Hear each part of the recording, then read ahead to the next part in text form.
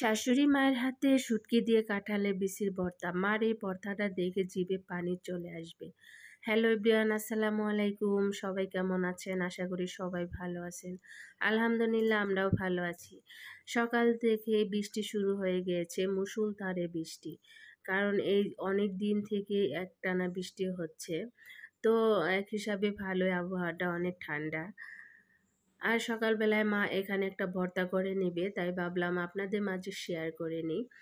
ভর্তাটা হচ্ছে কাঁঠালের বিচি দিয়ে শুটকি দিয়ে ভর্তা করবে।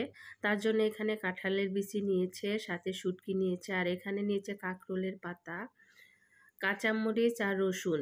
এই ভর্তাটার মধ্যে মা কখনোই পেঁয়াজ ব্যবহার করে না, শুধু রসুন দিয়েই ভর্তাটা বানিয়ে নেয়। এখন এগুলো প্রেসার কুকারে শিষ দিয়ে নেবে, যাতে ভালো করে সিদ্ধ হয়ে যায় বিচিগুলো। এ কারণে প্রথমে প্রেসার কুকারে অল্প পরিমাণে তেল দিয়ে দিয়েছে। দেওয়ার পরে সবগুলো দিয়ে এখানে হলুদের গুঁড়া আর কিছু ধনিয়ার গুঁড়া দিয়ে দিল, ধনিয়া আর জিরার গুঁড়া দিয়ে খুব ভালো করে মশলার সাথে মিশিয়ে অল্প পরিমাণে একটু পানি দিয়ে দিবে। খুব বেশি পানি দেব না এখানে, একদম সামান্য, যাতে একটু সিদ্ধ হয়, এই কারণে আর কি পানিটা দেওয়া। দিয়ে এটাকে খুব ভালো করে জাল করে নেবে, মানে 3-4টা সিজ দিয়ে নেবে, যাতে কাঁঠালের বিচিটা ভালো করে সিদ্ধ হয়ে যায়। আর সকালবেলা মা এখানে একটা পিঠা বানিয়েছে, এটা হচ্ছে কাঁঠালের পিঠা। কাঁঠালের রস দিয়ে এই পিঠাটা বানিয়েছে। পিঠাটাও খেতে অনেক বেশি মজা হয়েছিল।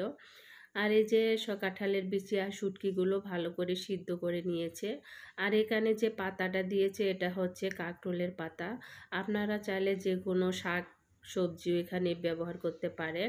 লাউ শাকের পাতা দিতে পারেন, মিষ্টি কুমড়ার পাতাও দিতে পারেন। এই যে দেখতে পাচ্ছেন বিচিগুলো এত ভালো সিদ্ধ হয়েছে। মা এখন ভর্তাটা করে নেবে।